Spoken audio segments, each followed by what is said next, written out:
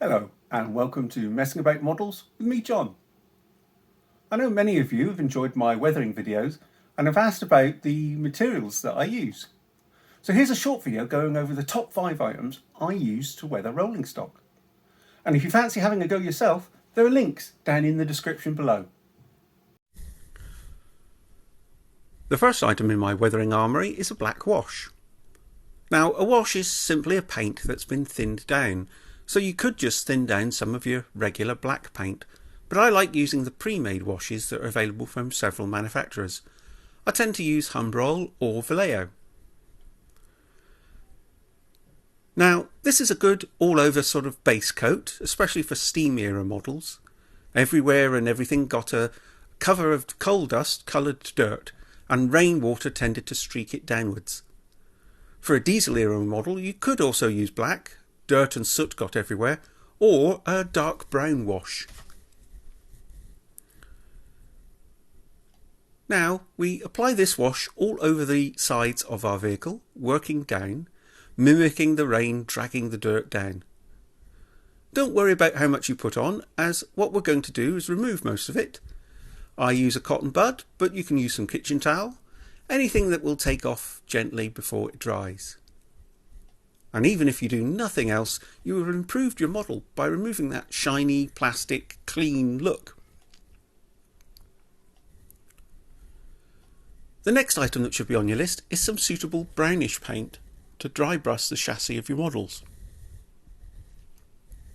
I use either some frame dirt from Railmatch or Humbrol track colour, but almost any sort of dirty brown will work.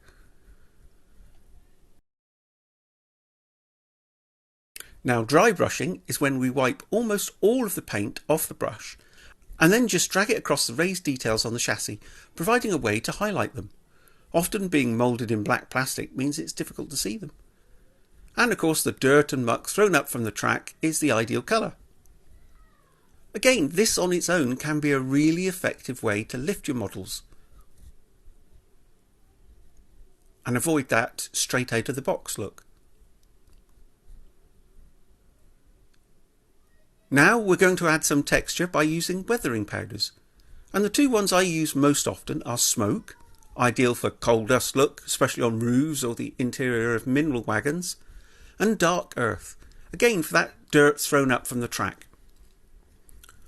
For applying these, it's best to have a stiff, wide brush, and I use a stipple brush from Humbrol, but you could just use an old brush that's seen better days. Just trim off the ends so that all you're left with is the stiffer lower parts of the bristles. Just like paints, you can get loads of different shades by mixing the powders, and doing so allows us to really make our models look unique rather than a uniform shade. I tend to use the darker shades for the roof area and the ends, while the browner and lighter shades are on the chassis and lower body. It also has the effect of blending in the colours of the chassis to that of the body. Remember, we wouldn't have seen a sudden transition from one colour to the other, it would have been very gradual. And that's the look that we want to recreate on our models. The last thing to add is some slight patches of rust. There are several suitable types of paint. I'm using Railmatch Light Rust, but Humbrol Rust is just as good. Now, your use of this will depend on whether it's a wooden wagon or a metal vehicle, such as a steel mineral wagon. With the wooden wagon, you want to use it sparingly, tiny drops which you can then smear downwards to give the effect of a tiny pocket of rust that has been attacked by the rain, often around any sort of metal parts on the wagon, such as the strapping or hinges. On something like a steel mineral wagon, which would have seen a lot of use without much care, you might see patches that are larger and appearing anywhere on the body. For some patches you might like to use a tiny dot of darker rust colour, as if you look at pictures you'll see that rust stains are not the same colour, often having a darker, older core part. Again, dragging it down with a cotton bud or similar will help create that rain and streaking effect. Now, a recent addition to my set, which I think adds a really good touch, is a gloss oil stain wash. This one's from Humbrol. There are a couple of different makes available. And this is ideal for oil tankers, obviously, places where you might have had some fuel spills, say on a diesel locomotive, or on wagons like this, just a little tiny bit on, say, the axle boxes, or any areas where there would have been some grease, etc. It's also maybe good for a little dab on the buffers, just to sort of give them that sort of glossed, shiny, buffed appearance. It's best to put this on last because you want to maintain that glossy look, that oily look, especially in comparison to the rest of the model.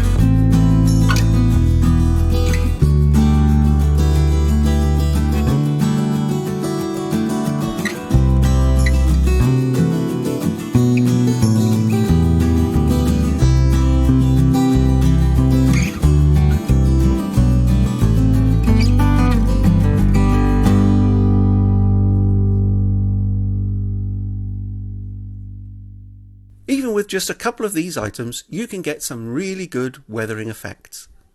And although you can spend more and end up with a vast array of washes, paints and powders, these few cheap ones will cover most of your needs.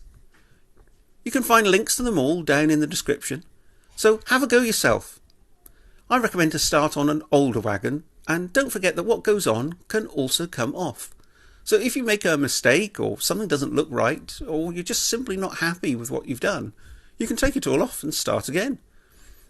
Check out my other weathering videos on screen, and if you like what you've seen, please like, comment and of course subscribe. And I'll see you in the next one. Bye.